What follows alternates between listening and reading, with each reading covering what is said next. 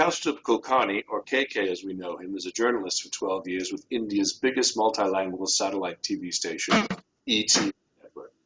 He covers the economy, business and trade, international relations. A student of international affairs with the University of Mumbai, he's interviewed some of the world's biggest international authorities, including Admiral Mullen, former U.S. Trade Undersecretary Franklin Lavin, Boeing's senior VP, Dr. Dinesh Keskar, and the WTO's Secretary General Pascal Lamy.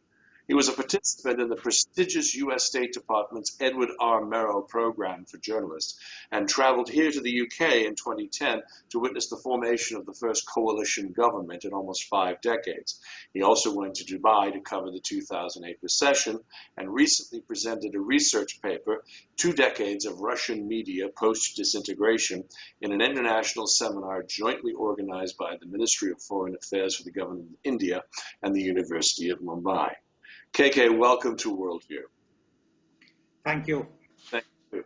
KK, we've been looking at the horrific scene that has come out of New Delhi in terms of the young woman that was recently raped and then subsequently died of the injuries she received in Singapore, where she was being treated. And of course, now we've just learned over the weekend there was another similar incident in Punjab, and yet a third in another part of the northern part of the country.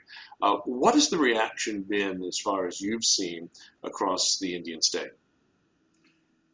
Dennis, if we can see across the Indian state since the rape of this victim who died late in the December before she could actually see the dawn of New Year.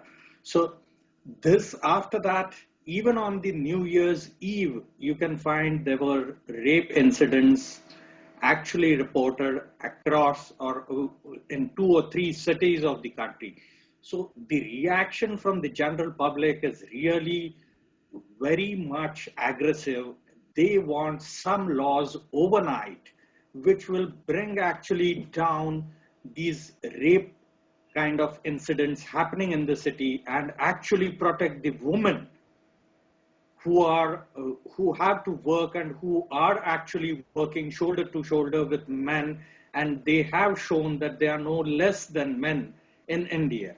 And so the women want protection, and hence they are fighting. It's not just the women, even the men groups, they too are on the streets and they are demanding some stricter laws and also the implementation of these laws in a very good fashion. Well, that's good to hear. There's always been the Indian culture has been slow to respond to these sorts of things. So it's good to see that there's been outrage. I mean, seeing protests on the street with both men and women is a very encouraging sign, is it not? Yes, of course. This is a very encouraging sign. And if we can see and if we can actually witness this entire thing that has happened in December, this girl, her name is not known. She is a faceless girl, a nameless girl in that way, and actually doesn't come from a creamy layer of the society. And despite that, you have seen this kind of a protest and people coming out actually voluntarily to come and protest and seek security for their good future. So this is kind of an incident that has happened, and actually people need to join from various cities of the country and make this into a bigger movement. Also, the politicians too are very much aware. That is what I can see, because recently in the newspapers, the Rajya Sabha has advertised and has asked people to contribute as to how we can formulate this new law. What could be the stricter guidelines? And hence, the politicians too, in a way, they have responded to this kind of an incident, and they want that these things come down and India's name internationally, which is very much blackened because of this incident, should not be blackened in future. Well, that's good to hear.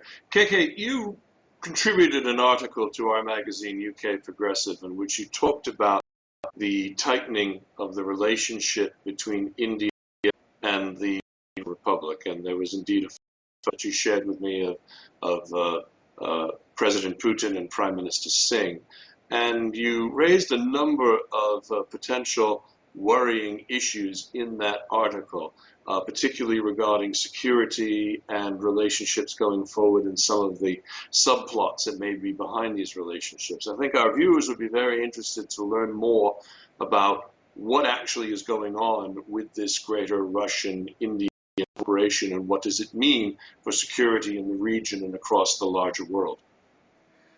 If we see security in the region, presently you can witness many things going on the western side or the northwestern border of the country, that is in Kashmir.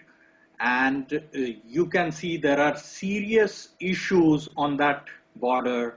That border is always a burning or a hot border, termed internationally or by international experts, that this is the burning border.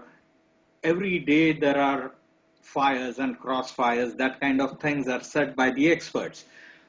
We can see even in Afghanistan, there was tension, and on the Afghan and Pak border too there was tension. But with US forces in Afghanistan, they are trying to control that tension in their own way.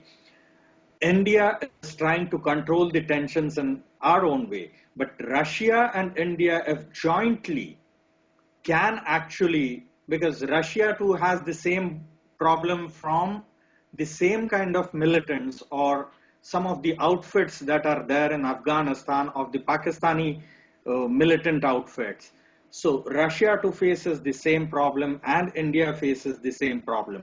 So you really have some interesting potential bedfellows here. If the U.S., who's traditionally been a very staunch ally of India, is also now involved in a situation with the defense of Pakistan as well as the drone attacks against insurgents there, is the feeling in India that they perhaps need to align closer with Moscow to sort of keep everybody on an even keel? Is it more of a fear of what Pakistan might do along the Kashmir border, and might it invade India? Moscow has been an older tie than the US. This is one thing, because we enjoy a 65-year relations with Russia. That is then USSR and even Russia. When Russia was formed, or Federation was formed, and the USSR disintegrated, actually Russia, the earlier leaders did try to cut off those ties.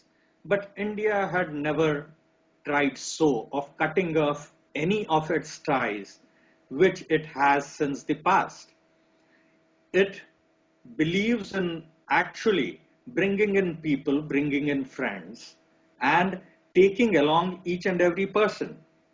So it's not that US presence is there and India and US are friends, so India can actually ask its new friend to solve the problem, but India wants to solve it on its own. India doesn't want to internationalize the Kashmir issue. Right. But the militant issue, if all the nations come together and actually fight against the terrorism, then that would bring down the terrorism much faster way, is what India feels. Well, we'll certainly have to watch and see what happens and develops further on this. We've been talking to Kaustubh Kulkarni in Mumbai, India. Thank you for joining us on Worldview. Thank you, Dennis.